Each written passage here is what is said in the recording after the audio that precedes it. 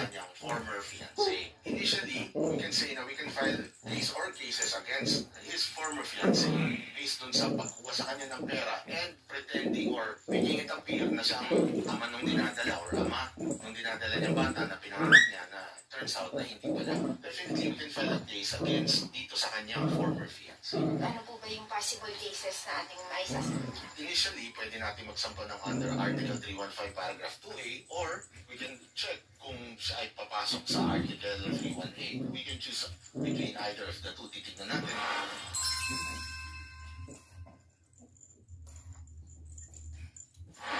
Yung case na masampahan ko, yung fiancé ko, may warrant na siya sa may case na Pag in case na ibalik yung pera, pwede po yung makukulang po siya, hindi.